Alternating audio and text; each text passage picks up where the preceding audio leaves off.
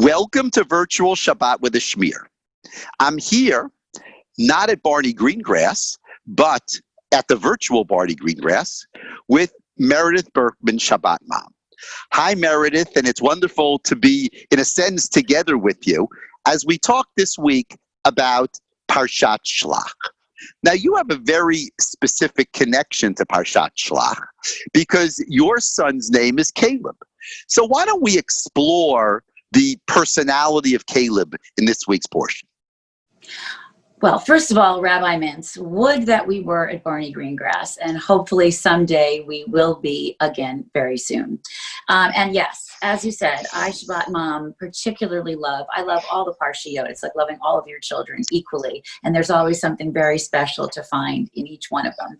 And my son, Caleb, Kalev Ephraim, is named for one of the two great heroes of this Parsha, Kalev ben Yefunah.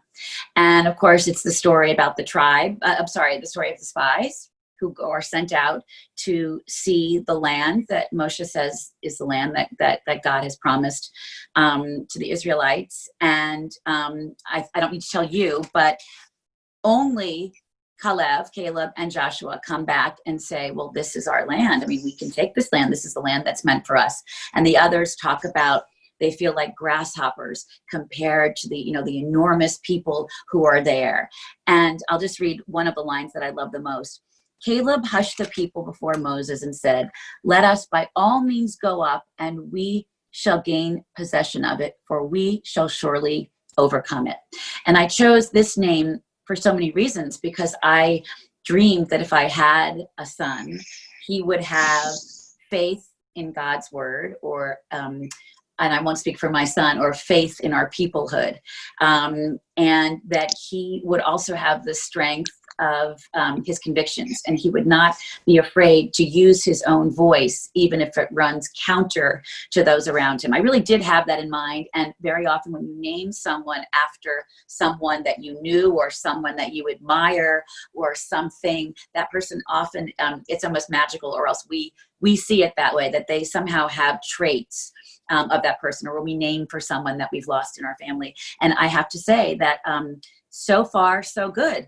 I'm very proud of my Caleb, who has a real belief in our peoplehood, and he does speak truth to power, privately and publicly. Privately to me, which isn't so great, but publicly as well. And I think that Kalev, it's unfortunate that it's not often used in Hebrew, like a modern Hebrew name, because it sounds so close to Kalev, which is dog.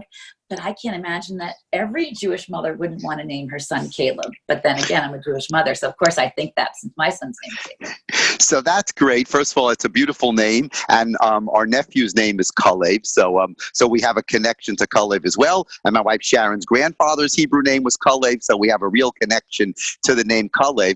I think there's one personality trait that you left out, and that's courage. I mean, think about it. I'm saying he spoke truth to power, but just think about what that must have been like. Think about, the 10 other spies, the literally hundreds of thousands of other people, all ganging up on him, Joshua, and Moses, and Kalev willing to stand up and to speak truth to power. That's an amazing sense of courage. I think you're right. I think of all the people that we have in the Bible, I think the courage of Kalev is probably unique of all the figures in the Bible.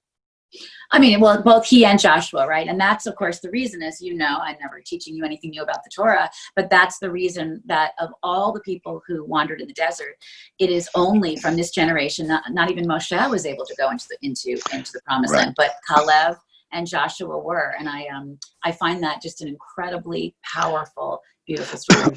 And I will tell you that of the two, Kalev and Joshua, that Kalev was the more forceful one. That he was the one who kind of took the lead between the two of them. So you can be very proud that you named your son Caleb and not Joshua. Joshua was good, but Caleb was even better.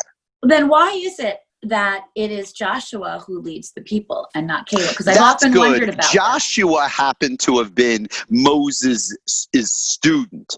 Caleb probably didn't have the personality to be someone's student. You know, when you really speak truth to power, you know, sometimes you can't be a student or a successor of anybody else. You need to do your own thing. And even when they entered the land, Kalev does his own thing. So, you know, I hope that your Caleb also, you know, is able to do his own thing. He should continue to speak truth to power in the right way of speaking truth to power. While listening to his mother. That's what we need.